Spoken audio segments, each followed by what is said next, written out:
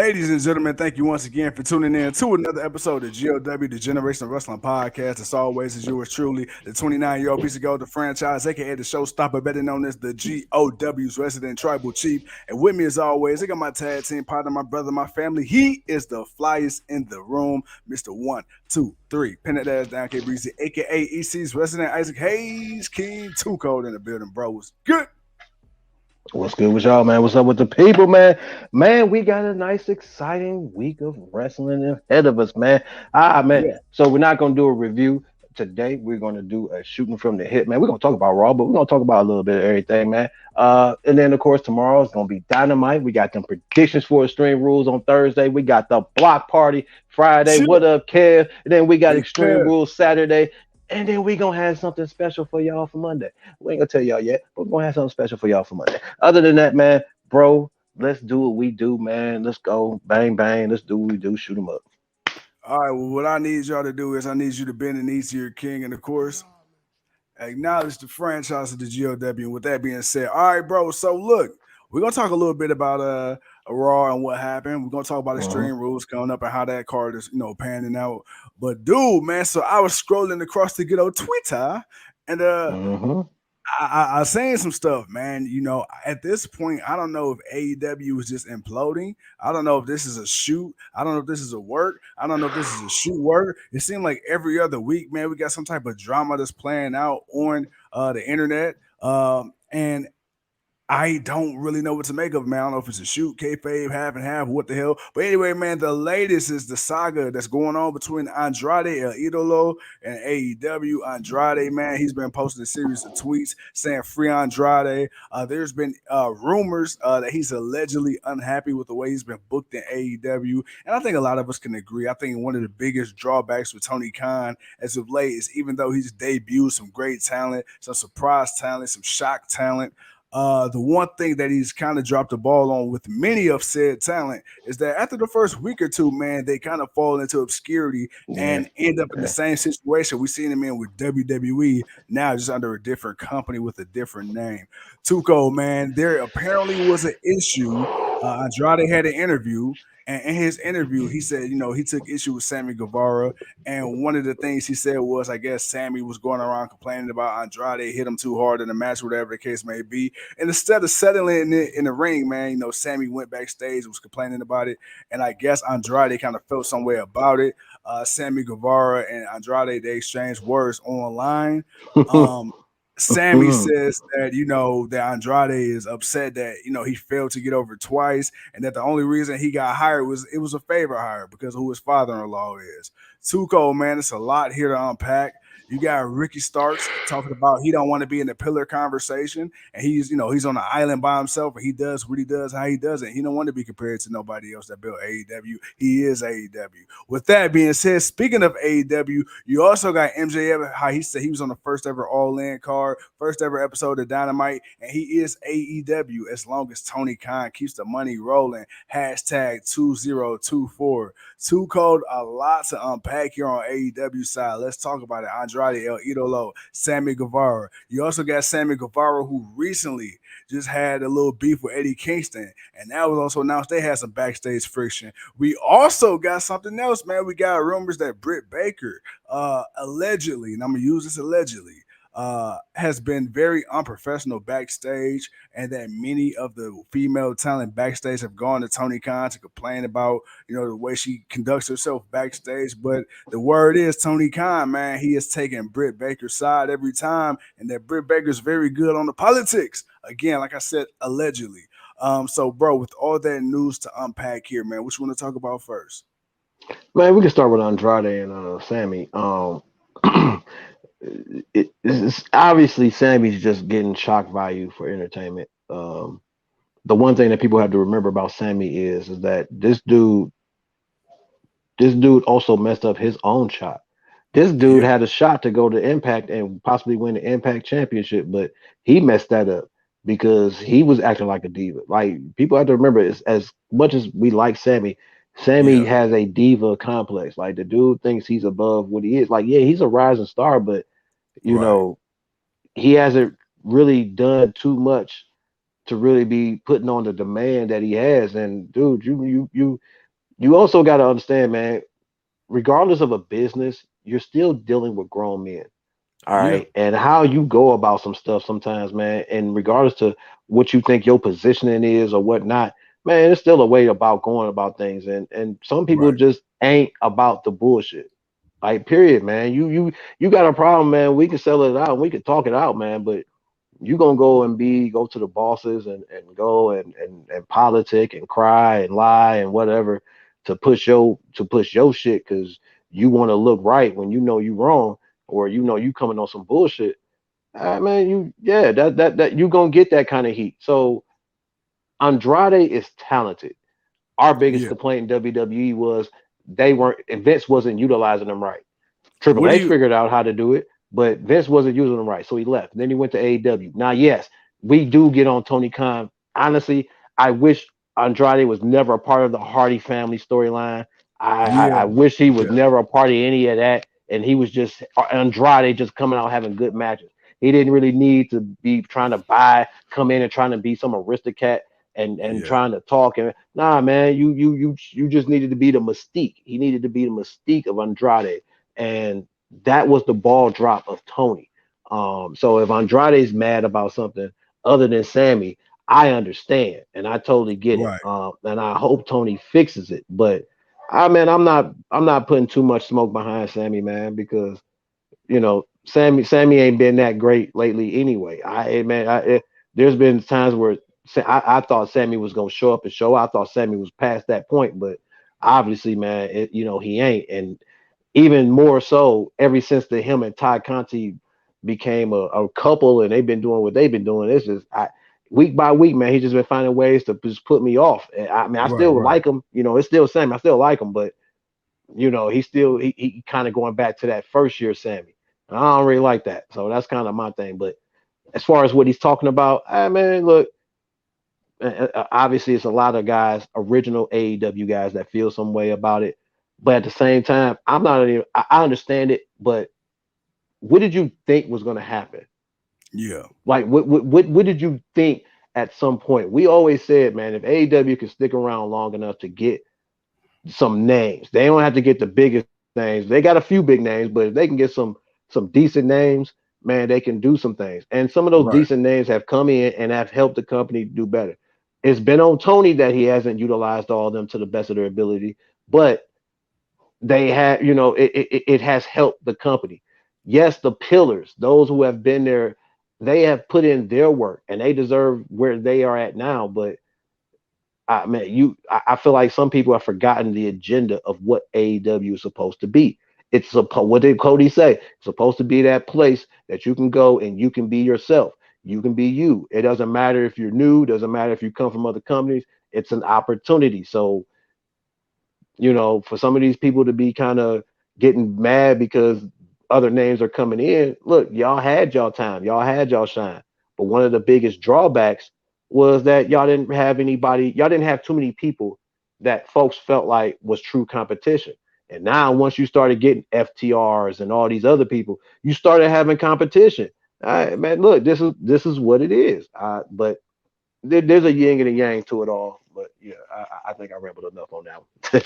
No, you good. All right, now moving forward, man. Now, what do you think about the rumors about Britt Baker and her being hard to I, deal with backstage, I, allegedly? allegedly, I'm a hope allegedly is false. That this is what's going on. Because I don't want that for the women's division at all. Because right now they're on the rise, regardless of what some people may think. They're on the rise. Like they've got they have a more talent pool of people. One of the people that I'm missing that I wish was there is Chris Statlander, but she's Yeah, injured. I wish yeah. Chris was more into it. I feel like she would be champion right now. I don't know how much longer Thunder Rosa is going to be out, but y'all got to get the belt off her. I love Thunder Rosa, but y'all got to get the belt off of her. Tony is cool as a champion right now, but Tony's got to come up with something, and maybe with Soraya being there, I don't. We still don't kind of know exactly what she's doing. She may wrestle. She may be something part of backstage. I know. What's my other girl from the Beautiful People? You talking Madison Rain? Madison Rain. I know she's supposed to be kind of like a coach or whatever, but I don't know, man. I feel like, you know, some of these veterans, they know how this thing could go. And maybe some of these younger people, you know, maybe they're being stubborn, but uh it's an understanding. But I hope what about Britt Baker at least is not true, and that she's not being stubborn. Maybe have a few issues with some people, but Yeah. not being totally that. I hope not. All right, bro. We're moving forward from the AEW drama. Let's talk a little WWE, man. So we had Monday Night Raw last night. Watchable show. Watchable. There's some good spots. Then there Go was some home bad shows. It spots. was more to You set up, know. Saturday, which is But fine. again, again, it's the fact that again for another Monday night, I watched the whole thing, man. I watched about an hour and a half of it yesterday. You and I decided we want to go do the show, so I watched the other hour and a half today. But the fact is, I watched the whole show again. So Right. let's talk about it, man. We're not gonna go through the match card for card. We're gonna talk about some of the highlights. One of the highlights of the night for me, man, was of course Bianca Belair and Bayley. So for the first time ever, a women's championship will be defended in a ladder match this Saturday at a WWE Extreme Rules. Very excited about Live that. premium event. Yeah, live premium event. So we got Bayley. Bayley is the only person within the last 300 plus days to be able to successfully beat the EST of WWE, the Raw Women's Champion, Bianca Belair. For sure. Bro, what are your thoughts, man? You got Bayley coming back ever since she came back. Even though they put her in a group, she's been in a high profile position. She stated her claim very early on, made her intentions known that she's back for that Raw Women's Championship. And Bianca Belair has made it known she don't plan on giving it up. 2 gold, first time ever, ladder match, Bayley Belair. Thoughts? I don't want to give in too much because we gotta do our prediction show, but Right, right. I expect I want them to steal the show. Yeah, That's how much faith I got in Bianca and Bailey. I want them to steal the show. Even though I kind of don't want the interference, but I understand the interference because it would be a storyline behind it. right. I don't want damage control coming out and interfere. I want this to be straight up. Yeah, I feel like they can just kill this themselves. They ain't got to do nothing too crazy. I mean, not to say that they're not capable, but I'm not looking for the women to go as extreme as the men. I'm looking for them to go extreme enough to be like, damn, I've never seen no woman do that because we've never seen no women in really well in WWE. We've never seen women in ladder matches unless you've watched TNA or something else. You might have seen it, but on the main roster because they had one on the in main NXT. roster, yeah, they did, which was good, which was great. They won NXT was great, but at not WWE level. Under Vince, we've never would have thought we've seen something like this. Yeah, Under Triple H, man, they can be nice. I want them to be. I want this to be the match of the night. I want this ladder match. I want these two ladies to go out there and just put it and just do the damn thing. That's all I want, man. I'm not. I don't want to get too like I said. I don't want to get too much in. I like the segment. Segment was cool. To set up the storyline, the beat down in the back. There was a method to the madness of everything. With damage control, which is putting them over. But yeah, man, I'm all right, man. So excited, and I'm hoping that they steal the show. my bad, bro. You had broke up You there? for a little bit. Yeah, I hear you now. You hear me? Yeah. I like all I was saying, man, is I hope that they steal the show. I'm excited. I trust, and I want them to be the best match of the night. All right, man. So next up, speaking of a pretty decent match, man, we had that boy Mustafa Ali. We ain't seen him in a while. He came back. Bobby Lashley's in the back cutting a He's still promo. there. Yeah, in the back cutting a promo. And then, we had Ali, and Ali was like, hey, look, man, you can't go around calling yourself the best and you beat everybody without beating me. I've beaten the same people that you've beaten. There's some people that you haven't beaten. So then, we got Ali, man. He came out there, Yeah. man, and he talked this talk to Lashley. And even though Ali lost, he put on a hell of a match. And I feel like, with the finish, with him passing out as opposed to him giving up or tapping out or getting pinned, I feel like that really protected him because nobody, I think, in their right mind thought that Ali was gonna come in after not being on TV and beating Last Bobby that Lashley. long. Huh? last that long, to Well, last yeah, that yeah. long Well, with Bobby Lashley. exactly, and the fact he did, and they made it look believable. You got the story of the big giant behemoth man beating the hell out the little guy, and why won't you give up? Why won't you give up? Why won't you give up? And you got Ali, man, who was part of the heart and soul with him and Cedric Alexander when they had it in NXT. They were the heart and soul of NXT. So you had Ali, man, showing both his heart and soul, and unfortunately, it wasn't enough against the Almighty. Too cold, man. We've seen Triple H give pushes to guys who otherwise under events either hadn't got a push and got buried or just wouldn't even got looked at twice. One being Johnny Gargano. And then we got Mustafa Ali recently. What are your thoughts, man, with guys like Ali and Gargano? Do they stand a chance long term on the main roster now that Triple H is in charge? Time will tell. Because we ain't seen Champ in a while. Um, That is true. I time will tell, man. With them on the main roster, uh, I have a feeling somehow, some way they might end up being the NXT enhancer guys. Uh, I don't know, man. I don't know. I just Do you feel like they'll be the guys that you got to beat if you're a young new guy coming up from NXT? I feel like that, but I wanna say Triple H will give them an opportunity. Um, the question will be their how believable they will be in the ring against certain people. Yeah, Um, uh, you kind of understand why Vince was kind of down on short people, right. but you can't count every shorter person out. Like you, because you had your gems that could just be great champions and were champions for a while, and the one had many reigns and were very popular and over. Um, So it's not like you can't have that. I mean, RVD, Shawn Michaels, Rey Mysterio, Kurt Daniel Angle. Bryan, Kurt Angle, CM Punk. I mean, you've had guys that I mean, shit, hell, that were short, but they were capable. But Yeah. Chad Gable now. Johnny's a bit short. He's Chad Gable now, but Chad's in a kind of comedy role. He's not really Yeah. outside of tag team championships, which is the only tag team gold he's ever won, outside Right. of maybe a 24/7 championship, but nobody counts that. But outside of tag team gold, Chad ain't really doing too much. Like he's the comedy guy. That's it. He comes out and tells everybody, "Shush, please, thank Thank you." And you. I had to get that in real quick. But no, that's that. But he's good in the ring.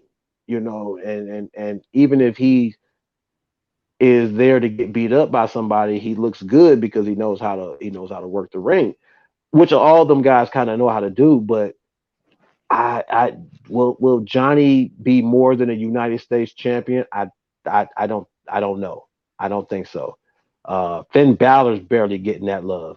Okay, so I mean he's getting it now because of Triple H, but I mean he got that opportunity, but he ain't really got it since. And we all seen how Vince treated him.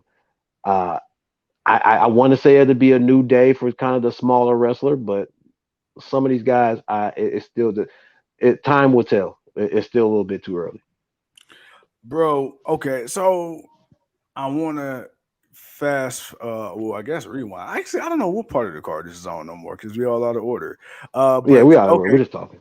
Yeah, then of course we had a situation where Bobby Lashley he beats damn who the hell was you talking about? Beats Ali, and then of Oh, course you got Ali. Seth Rollins, came out and curb stomped Lashley post match, but then also during the Mhm. night you had Seth Rollins and Riddle once again going at it, man, and it was already announced earlier in the week, but it's been officially confirmed. DC Daniel Cormier will be the official referee for the fight pit between Seth Rollins and Matt Riddle. And Mhm. the thing that I liked about this, Mhm. and the thing that I liked about Triple H was in running WWE now, is that he's paying homage to the past, whether it's old school WWE, territory days, hell, even companies that aren't the WWE. And the one thing that I really can appreciate with this is the last time we seen a fight pit match wasn't on the main roster. This has never happened on the main roster. It happened in Mhm. NXT. It Mhm. happened in NXT. And who was one of the guys that was in the fight pit match? None other than Matt Man, Riddle. Riddle. So I But the like other, that. but they forgot to put. But it's sad that the other guy that was in those fight pit in both of those fight pits Timothy ain't in Thatcher. WWE. Yeah, man, Yeah, because yeah, that's yeah. the dude now. Timothy Thatcher. You put Timothy Thatcher. I don't care that he man. Look, Thatcher could man. He could be a great heel. He could be a great Yeah, heel, man. Oh yeah, my yeah, god, dude. They. Oh my god, the catch. He do the Thatcher catch cam on the main roster, man. Oh my yeah. dude. Oh dude, come down, man. I would love to see that. To test some of the main roster dudes to kind of to really test the mental of some. I mean, even if he's like you say, well, he's just an enhancement talent, you know. Well, whatever, but I could see that being a great utilization of a person and a character because it works so well in NXT. It could work on the main roster because there are Right. some people you would like to see. Like, damn, how good are you really? You know, let's test this theory out, and then you know we'll find out the week. I like Timothy Thatcher. I wish he was there, cause Right. man, but I had to give my man some props, man. 'Cause, No, hey, sure, yeah, no, that shout out that's to my my boy dude, T man. Thatch. Yeah, All T right. Thatcher. But no, I do like that. Riddle, you know, he's been in one, which kind of gives him the advantage. I hope he wins. But I don't know. I don't know. I'm not sure what's gonna happen with that yet. Especially with the Daniel Karma. Wasn't it, you said Daniel Cormier. Kem Cormier. Um, which he looks familiar. I'm like, damn, why did I look? I seen that dude in TNA or something like that, or he was supposed to go to TNA or something, or he tried out, but then he went to MMA or something like that. But like I kind of remember him, but it's like who? Oh, okay, let me refresh myself. But um, I don't know. There could be some things that happen with that. I don't know. This, this is shaping up to. I hope it does not have a wonky finish and it's Yeah. legit. But I feel like I really do feel like maybe Theory should not Theory. Riddle should get the victory, but I don't know. It's up in the air, man. I don't even know no more, man. First, Seth Rollins loses. Now he's winning.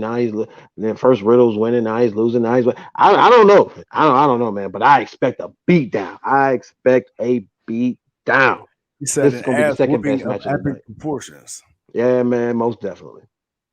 All right, man. So look, we're gonna skate on through this because we just got a little tiny bit left, bro. All right, so we got Candice LeRae. We got Candice LeRae versus Dakota Kai. She ended up taking a loss her second week back. Uh, Which bro, is fine. Which is fine. Which is fine. Which is let me fine, ask you dude. this: She don't need to when it go co- undefeated. well, no, not that, but what? Okay, we've had I was about to say toxic attraction. So we got damage control. We had them on the main Mm-hmm. roster now as a collective since Mm-hmm. SummerSlam. So going on about 2 months now. Mm-hmm. Dude, Dakota Kai NXT stand out, but she never won the big one. And for the longest time, I could never understand, okay, why she has not won the NXT Women's Championship. So many times when it seemed obvious, time and time again, that this would be the time to pull the trigger, she never got it. Now that she's called up to the main roster, I feel like, and I love Dakota Kai, and I say this with all my heart. I know what she's done on the Indies, but we ain't talking about the Indies right now. We ain't talking about Right. NXT. I feel Right. like now, forward looking backwards, I feel like she was almost a big fish in a small pond, so to speak. Even though she didn't win the championship, I kind of felt like, okay, she reached her peak there, and then it kind of just she hit her ceiling and stopped. Not saying that there's not a change for that on the main roster, but I feel like EO's kind of settled in more on the main roster. I feel like Dakota Kai, man, she's still trying to find herself in the ring. What are your thoughts? Dakota, well, it took Dakota a minute when she got to NXT, as it took everybody. Um, I think the only thing about her was EO. Was EO let go? I don't think EO was ever let go, but EO was kind of more recent. I think with Dakota was memorable if you're a hardcore NXT fan, but if you was a casual fan, she wasn't that memorable to you, especially her last little run before she Yeah, got let go. So I mean, yeah, you know, they had, you know, yeah, I I get why some people are kind of down on her. Because sometimes it seems like EO, I mean not EO, it seems like Dakota's man. I feel like she forgets her spot sometimes. It's like yeah, yeah, so it's like I get why folks feel the way about her, and I think that's just the problem is now with this new regime. It's like first folks weren't too happy about all the wrestling, but now folks are starting to get to it. But now that folks are starting to get to it, they're noticing the little things. Right. Yeah. And I think that's the downfall for her. It's the little things of missing, missing your spot, not remember you're supposed to be here, to do this or do that or whatever it is. But um yeah, I Dakota, yeah, she seems like to be the lamest out of the group. Like Yeah. EO's EO, she's the exotic. Bailey's Bailey. Bailey's established. EO is the exotic. You know what I'm saying?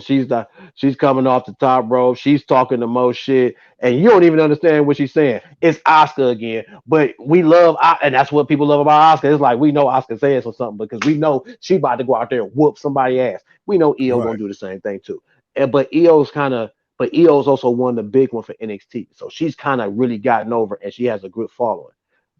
Dakota's kind of been a mixed bag, and I think that kind of plagued her. Like, yeah, SummerSlam was a big thing for her, but coming out of that, uh, it hasn't really been that great match wise. EO's put on a good couple of matches with Bliss and Belair, and like she's had a couple of good matches. People like what they see from EO. Uh, Dakota's just there. But I think it'll take her time, like it took her time, because until she turned heel in NXT, people kind of really like they liked her, but I think they liked her more because of Dakota Kai. Right. I mean, not Dakota, Tegan Knox. I think they liked her Yeah. better because of Tegan Knox more than it was because of herself. But when she turned heel, it was like okay. But then even after a while, that kind of died down until she teamed up with Gonzalez. Then that was cool until she turned on Gonzalez, and then that kind of died down again. So it's like she's had a moment, but then she sloped. Then she had a moment, then she sloped. Then she had a moment, then she sloped. So I think she had her moment, but now she's hit her slope. So maybe another good moment will come sooner or later. Bro, as we wrap What's up, up, man? as we circle the bases here in the home plate. So we For recently sure. just had the season premiere of AEW, the anniversary. Right. We Right. got the season premiere of SmackDown coming up this Friday. Then, of course, next Right. Monday on Right. Raw, right after Elimination Chamber, we got the season premiere of excuse me, Uh we got WWE SmackDown, and then we got the season premiere of WWE Raw. First of all, sir, it's Extreme Rules, not Elimination Chamber. Oh shit, yeah, that shit, yeah, Extreme Rules,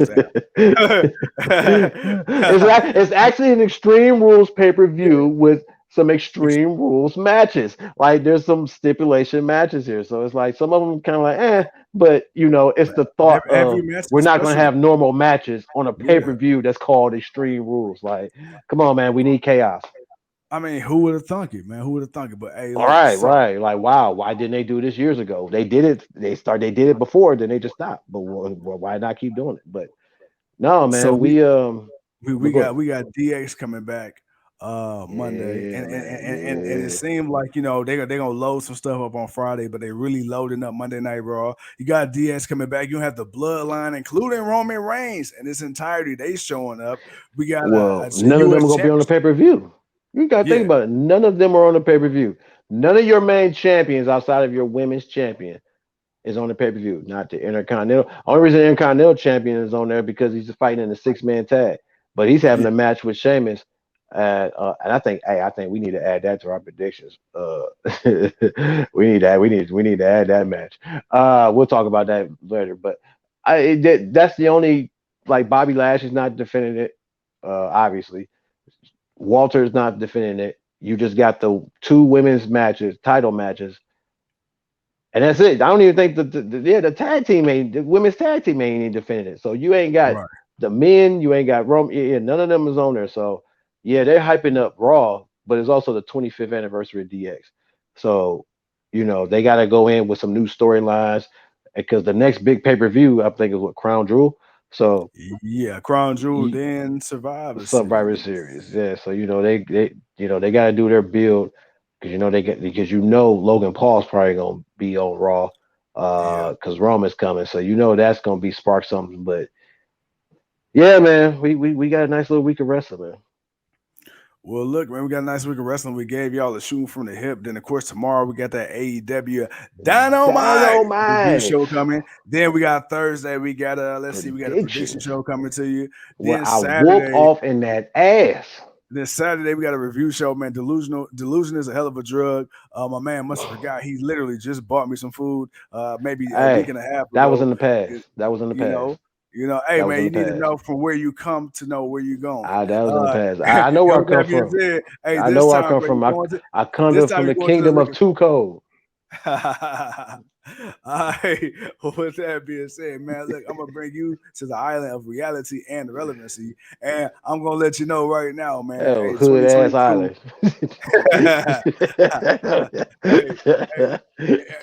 Under this current administration's economy, much like the gas prices, shit is going up. Hell nah. Shit. Hey, I gotta choose between the podcast and some food. And hey, I'm gonna choose food every day of the week. Especially if the kids do go pan. Oh shit, especially if it's cool. No, that's all right, man. I didn't pay 2 in a row. I'm good, man. I didn't gave my charity for the year. So yeah, nah, bro. It's time to get back. It's time for that write-off. My boy said he want that write-off. Well, hopefully, much like student loans that are supposed to be here, hopefully it arrives. But with that being said, ladies and gentlemen, thank you once again for tuning in to another episode of the Generation of Wrestling Podcast. And as always, I'm the 29-year-old piece of gold. He's Too Cold, and we'll see y'all tomorrow. Peace.